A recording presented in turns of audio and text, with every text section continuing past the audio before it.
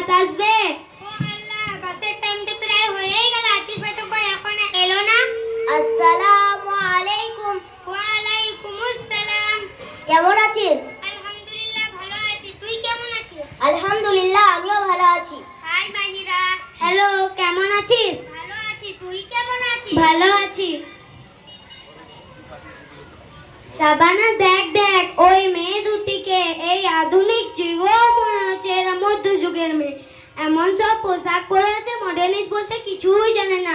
আর জানিস মৌলভী মৌলানাদের যারা মেয়েরা স্বাধীনতা হারিয়ে বসে আছে। হাই হ্যালো, এই যে শুনছো? আমাদেরকে বলছো?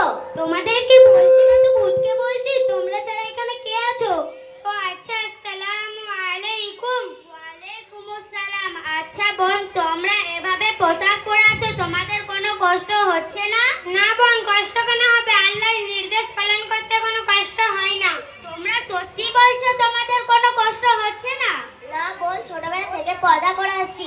তাছাড়া আল্লাহর হুকুম পালন করতে কোনো কষ্ট হয় না। পর্দা না করলে জাহান্নামের আগুনে পুড়তে হবে যে।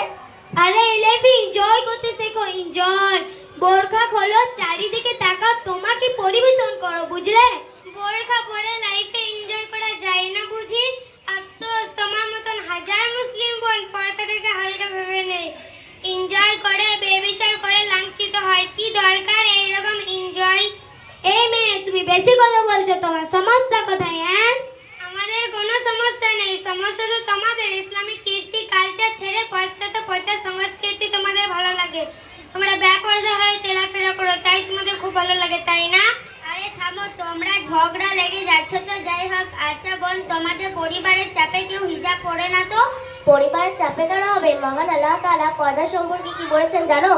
মহান আল্লাহ তাআলা সূরা আহজাবে 59 নম্বর আয়াতে বলেছেন, হে নবী, আপনার স্ত্রীগণকে, কন্যাগণকে ও পবিত্র মহিলাদেরকে বলে দিন, তারা যেন নিজেদের শরীরে কি ধ্বংস রেখে নেয়।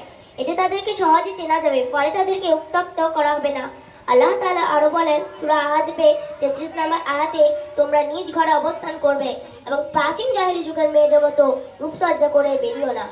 এত কিছু তোমরা জানো, আমরা তো কোরআনও পড়তে জানি না, তাছাড়া আমরা তো ইসলামিক বইও পড়ি না। উফ, দরদ উঠলে পড়েছে। আরে রাগ করছিস কেন? ও তো ঠিকই বলছে, বিষয়টা ঠান্ডা মাথা বোঝার চেষ্টা কর।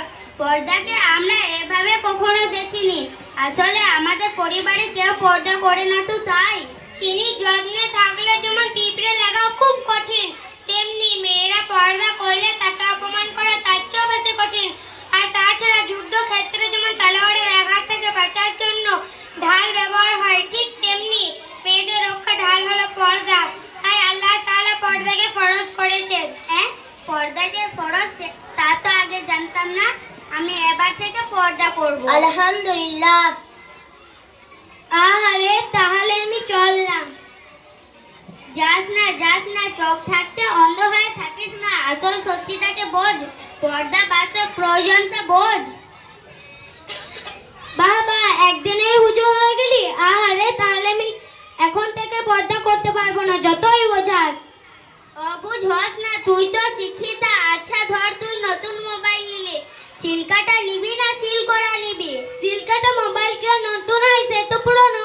এই তো বুঝতে পেরেছিস, সিলকাটা মোবাইল যেমন নতুন থাকে না, ঠিক তেমনি বেপরদা মেয়েদের মান সম্মান থাকে না। আর সেটা বুঝতে পেরেছি ভুলগুলো। বাবা, একদিনে ওই মেয়েটা তোর সব হয়ে গেল? তার হয়ে মানে? এটা তো ভালোর কথা, এটা তো কোরআনের কথা। এটি ওই বোনের কথা নয় যে পর্দা করতে হবে। বোন প্লিজ, তোমরা ঝগড়া করো না। উফ, ঝগড়া করো না, আমার বোনের মাথাটা তো খেয়ে ফেলেছো না? আসল সত্যিটাকে আমল করতে পারছিস না কেন? আমার মাথাও কেন খাবে? শয়তান তো তোর মাথা খেয়েছে। থাক, তোর নতুন বান্ধবী নিয়ে আমি চললাম। মাহি যাস না। বোন যেও না। যাবো না তো আর কি করবো বলো? একটা হাদিস শুনে যাও। তাড়াতাড়ি বলো। আমাদের নবীজি সাল্লাল্লাহু আলাইহি ওয়াসাল্লাম বলেছেন, যে মহিলার 4টি গুণ থাকবে সে অবশ্যই জান্নাতে যাবে। 1 নম্বর ঈমান আনবে, 2 নম্বর স্বামীর অনুগত করবে, 3 নম্বর লজ্জাস্থান হিফাজত করবে, 4 নম্বর পর্দা করবে। বোন, তোমাকে অনেক অনেক ধন্যবাদ জানাই আমাকে পর্দা সম্পর্কে বোঝানোর জন্য।